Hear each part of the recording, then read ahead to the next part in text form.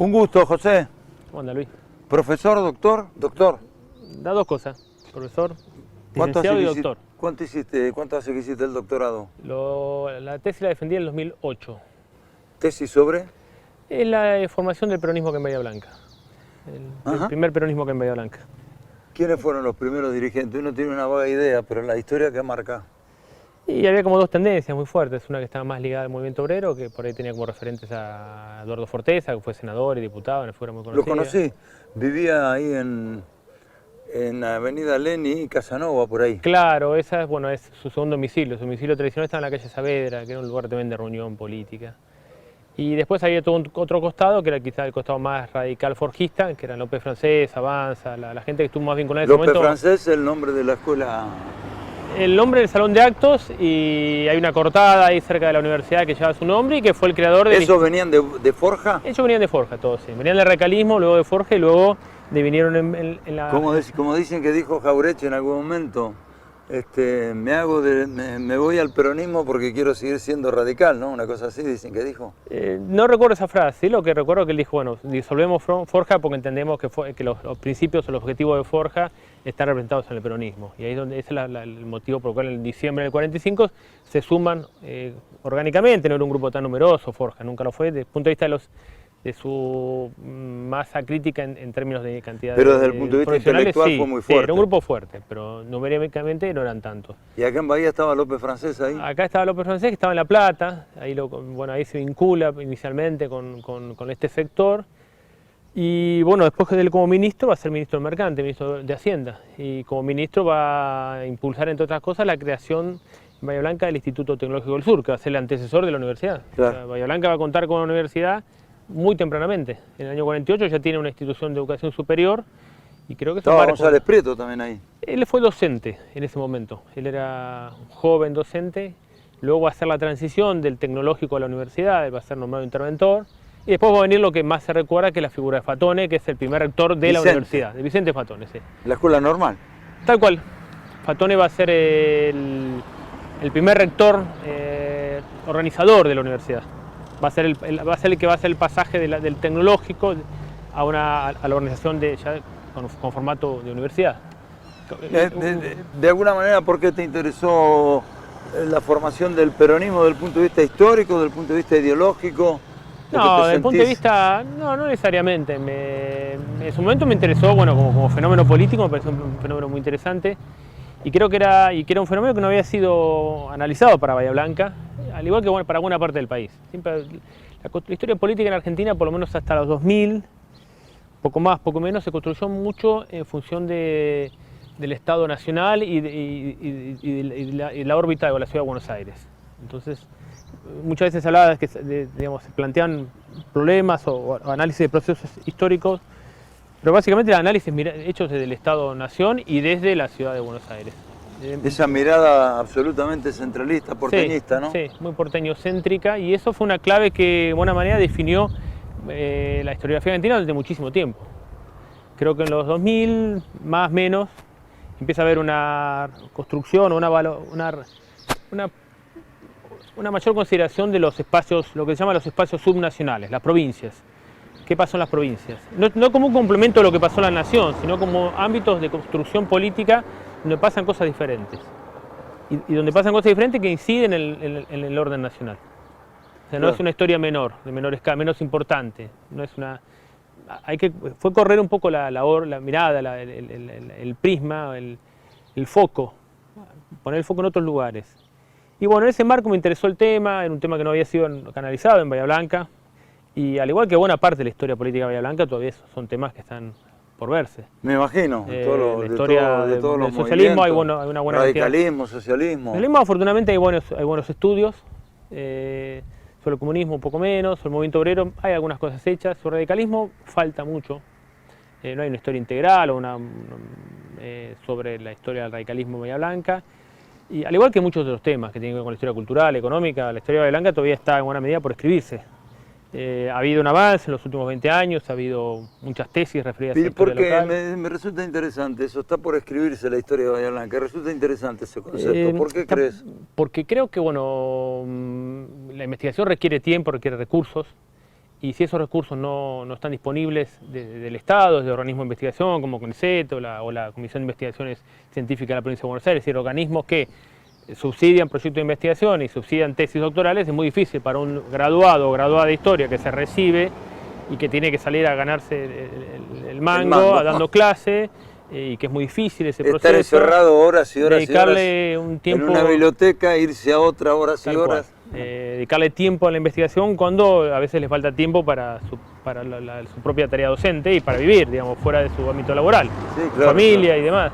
Entonces, creo que desde los 2000 en adelante el CONICET tuvo un desarrollo importante y eso impactó en todo el país. Más proyectos de investigación, más institutos, y eso generó un crecimiento exponencial de la historiografía argentina, sumando miradas, sumando espacios, sumando temas. En todo el país se dio esto, no es algún fenómeno de Bahía. Porque si no, como se dice habitualmente, la verdad que es así, si uno no aprende y no conoce, no digo profundamente, pero si no conoce lo que pasa aquí, por ejemplo, en nuestra ciudad, es muy difícil sentirse con calidad identitaria, ¿no? La historia colabora en la conformación de una identidad local, sin dudas. Permite reconstruir un pasado común, ayuda en eso, digamos. No es el objetivo únicamente de la historia, pero colabora. No, pero digo, en desde eso. el punto de vista individual sí. Vos tenés que saber de dónde venís. Sí. Bahía Blanca no se hace cuando yo me siento en el sillón de Bordeu. No, por supuesto. Hay un pasado que debe ser mirado, entendido, analizado, que es un pasado y es todo un proceso como es la historia, ¿no? Un pasado que permite entender situaciones del presente. Entonces, creo que la historia siempre suma, no solamente para la construcción de una identidad local, sino también para la formulación de políticas públicas, para entender problemas de la ciudad que de otra manera son difíciles de comprender. ¿Qué es la historia? Si uno más o menos tiene una vaga idea porque se lo han comentado, pero digamos, una definición cientificista, ¿cuál sería? No, la posibilidad de analizar el pasado, procesos del pasado a partir de registros que nos han quedado, y del análisis de esos registros podemos establecer hipótesis, hacer preguntas, establecer algunas respuestas de lo que entendemos fueron procesos que ocurrieron mucho más lejos en el tiempo, más cerca en el tiempo, pero son procesos que ya no existen. Entonces la única forma de entenderlos es apelando a los registros que ese pasado nos dejó. Hay un concepto que se repite permanentemente y una vez se lo repite sin, digamos, porque lo repite en otro porque lo escuchó y queda como ese cliché, ¿no? Y yo a veces tengo mi seria duda de mi ignorancia, cuando te dicen la historia se repite. Es un proceso permanente, en permanente evolución, supongo, ¿no? Sí, no hay un ritmo cíclico que digamos, hay procesos que son similares a otros, sin dudas, pero no me animaría a decir que se repite. Hay rasgos que se pueden volver a encontrar en diferentes momentos del tiempo, sí, sin dudas, pero además todo tiene que ver con el contexto, ¿no? Los escenarios cambian, las coyunturas cambian, de manera que no es exacta esa afirmación. Sí podemos encontrar elementos que están presentes, pero no... Y que te permiten de alguna manera extraer determinadas conclusiones para suponer lo que puede pasar el día de mañana, es muy difícil también. No, esa es sería darle a la historia una potencia que no tiene, la de ver el futuro, no. Permite entender el presente y creo que hasta ahí llega, no sé si permite vislumbrar cuestiones a futuro, ¿no? Me parece que no es así. ¿Por qué te metiste en esto? Siempre me gustó la historia, desde muy chico, desde que iba a la escuela primaria, me interesaba leer historia. La literatura un poco de ese momento tenía que ver con hechos del pasado, leer un poco a Salgari, a Verne, era leer historias, sí, de una manera u otra. Y después progresivamente me fui leyendo lo que tenía en mi casa, me regalaba una enciclopedia de Historia Universal, me acuerdo todavía esa enciclopedia, la doné a una biblioteca, la debería recuperar porque era parte, bueno, esas mudanzas que uno se prende a algunos libros. ¿Qué enciclopedia tenías? Una enciclopedia de 4 tomos de Historia Universal, no recuerdo. Yo me acuerdo de una que había comprado mi viejo hace muchos años, tapa roja dura, no me acuerdo qué cantidad de volúmenes tenía, que se llamaba Lo sé todo. Y ahí había de todo. Tenías una vaga idea de todo. Esta era una enciclopedia de 4 tomos de historia universal, y después había una vieja colección de mi papá que era de historia argentina, de Santillán, de una colección de 7 o 8 tomos de historia argentina. Había, si la memoria no me pasa, en la escuela secundaria se estudiaba con un libro de Santillán, ¿no? ¿Puede ser? No sé si sería el mismo autor, puede ser, sí, sin duda. Sí, los libros se reiteraban, el libro de Texto Ibáñez. Claro, no, Ibáñez, tenés razón. Los libros que estaban, sí, sí, pero son una generación anterior a la mía. En mi época ya había empezado a ver los manuales bonaerenses. Pero es cierto, bueno, que esos eran los libros que tenía en mi casa, me interesaban. La Biblioteca Rivadavia siempre fue un lugar, y es un lugar clave para encontrar. ¿Ibas mucho? ¿Vas mucho? Iba mucho, sigo yendo mucho a la biblioteca. ¿Como bicho de biblioteca? Sí, por el archivo, la hemeroteca que tiene la biblioteca es fabulosa. La biblioteca es una de las bibliotecas más importantes del país. Y la hemeroteca, es decir, el fondo de colecciones de diarios y revistas que tiene la Biblioteca Rivadavia, es ¿No hay única, otro lugar? es una de las pocas del interior de Argentina, por su variedad, por sus dimensiones, por el estado de conservación. Bahía Blanca es una de las pocas ciudades que tiene una gran biblioteca que tiene básicamente conservada casi toda su producción de diarios y revistas. Y eso se lo debemos a la Biblioteca Rivadavia. La Biblioteca Rivadavia es como es el arcón de los recuerdos de la familia. Si la Bahía Blanca fue una familia, bueno, el cajón de la foto de los recuerdos es la Biblioteca Rivadavia. Sí. ¿Y ahí te metés de cabeza? Sí, bueno, aparte de la investigación que hice en su momento y que sigo haciendo, bueno, la biblioteca es un lugar clave. Más allá de los fondos, digamos, el fondo de libros que tiene.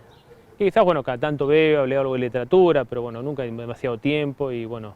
Pero la biblioteca es una gran biblioteca que para mi formación fue clave. Al igual que te diría que casi, digamos, todas las personas que se dedican a la historia o a las humanidades en general encuentran en la biblioteca. ¿Por qué clave?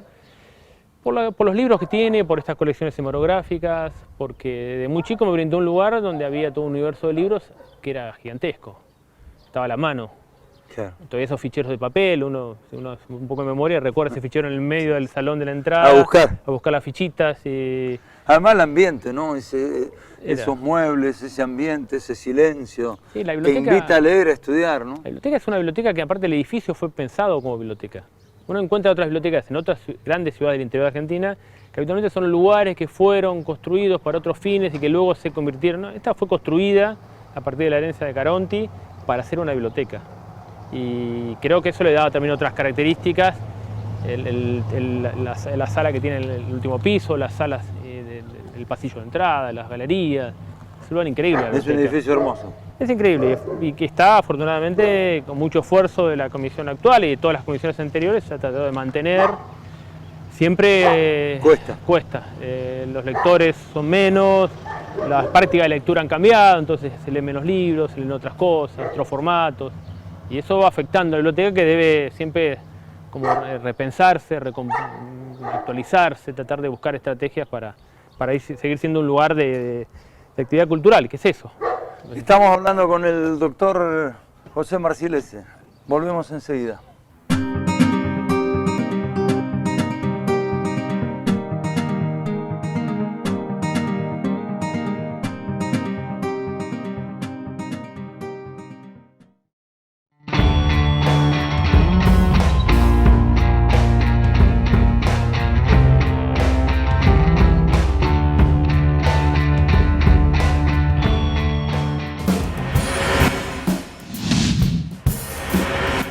Historia Argentina 3 del 30 para acá. Claro. Por lo tanto, cuando empezás con tus alumnos en la primera clase, arrancás un poquito antes del 30. Por supuesto, sí. Bien. Sí, sí. Viste que hoy está en plena etapa de discusión porque se dicen la Argentina tiene que volver a ser lo que fue en los finales del siglo XIX, principios del XX, potencia en el mundo. Y yo no tengo una idea, por haber leído, por haber escuchado, nada más, por haber hablado, no por haber estudiado profundamente. Es cierto, era un país que formaba parte de la famosa División Internacional del Trabajo, sí, pero era un país para muy pocos. Sí, siempre se hace la comparación en términos de importaciones, de Producto Bruto. Siempre son estadísticas que son difíciles porque las estadísticas no eran demasiado seguras para esa época y no abarcaban a la totalidad de los países. Entonces, esos datos, Argentina el tercer potencia o cuarto, siempre que yo los tomo con pinzas, con muchas pinzas. No yo, los historiadores económicos también lo hacen. Porque este debate permanentemente surge. La Argentina potencia del principio del siglo XIX. Granero del mundo y todo eso. Es real, era un país con un alto nivel de exportación, era un país agroexportador, en buena medida lo sigue siendo, pero el bienestar o la calidad de vida de su población, ahí entramos a generar, ahí hay problemas, digamos, porque nos encontramos con que era un país que generaba mucha riqueza, pero que no distribuía esa riqueza Aunque la distribución de esa riqueza era una distribución que llegaba a algunos sectores de la población y no a todos. De hecho, hay mucha conflictividad social en la primera década del siglo XX. La huelga de los inquilinos de 1907, las grandes huelgas obreras, las primeras celebraciones del Día del Trabajo a fines del siglo XIX, es un momento de tensión, de conflictividad, lo que da cuenta de una población que no vivía tan bien. La Argentina podría ser una potencia, un país exportador. Se repartía, a ver, dicho en términos muy groseros de café, se repartía esa riqueza entre muy pocos. Esa bonanza le llegaba, no a todos, le llegaba a pocos. Entonces la posibilidad de ascenso social era una posibilidad que estaba limitada y eso generaba conflictividad social. Entonces, Argentina era una potencia exportadora, sí lo era. El Producto Bruto era importante con relación a la población, sí, también.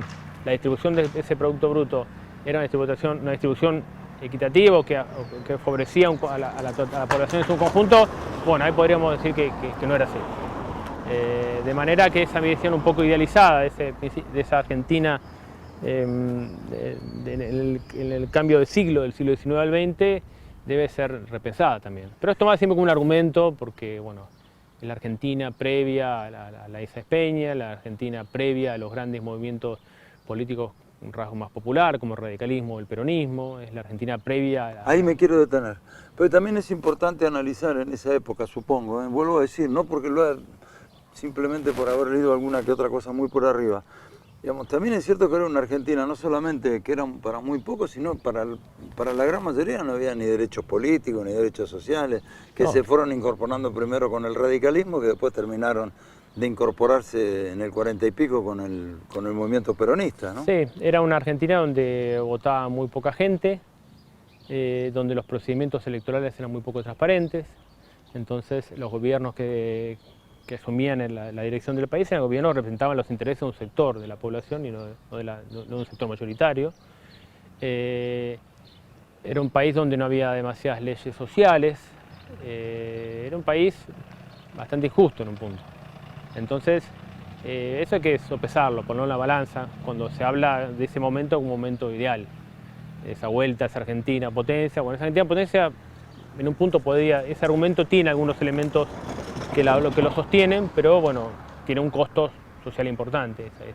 La incorporación de sectores urbanos, medio bajos, rurales y urbanos, la incorporación de sectores sociales urbanos y rurales, medio bajos, arranca con el radicalismo, arranca con Alén, arranca con Irigoyen de alguna manera.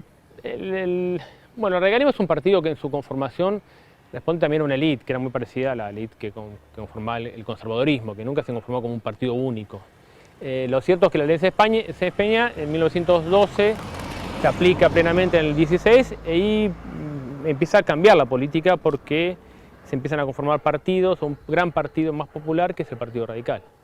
Entonces, las políticas que llevan adelante los gobiernos empiezan a considerar el interés del conjunto de los habitantes, porque requieren los votos para llegar al gobierno. Entonces eso cambia un poco, cambia sensiblemente las políticas públicas que se llevan adelante a partir de entonces. Por eso digo, se incorporan esos sectores que después uno tiene esta idea, ¿no? Que termina de redondearse 20 años después, 30 años, 20 y pico años después con el peronismo. El peronismo, la incorporación de la mujer en el año 40 y 51, la primera elección del voto. El socialismo también, ¿no? El socialismo, un partido al igual que radical que venía de fines del siglo XIX, pero que bueno, que son los dos grandes partidos modernos también. Es un partido que nunca tiene un gran peso en términos electorales. Siempre es un partido que, en buena medida, el radicalismo en su momento y después el peronismo es el que... ¿Le copan el espacio? Un poco le quitan los espacios desde el punto de vista electoral. Pero ha tenido dirigentes... Sí, aparte era un partido que tenía un discurso crítico desde fines del siglo XIX muy fuerte y lo tuvo durante varias décadas. Era una fuerza política muy importante, era una fuerza política que generaba también espacios culturales muy importantes. La política cultural del socialismo en términos de bibliotecas, de centros culturales, claro, muy potente, claro. y tenía una fuerte presencia, sobre todo en el área pampeana, por lo general, más que en la totalidad del país. ¿Cómo se van incorporando en todo este proceso las olas migratorias? Porque todos venimos Mi nono era italiano, mi abuelo que terminó recalando en Cerri era de Fuente Saúco, un pueblo de Zamora, Zamorano, España.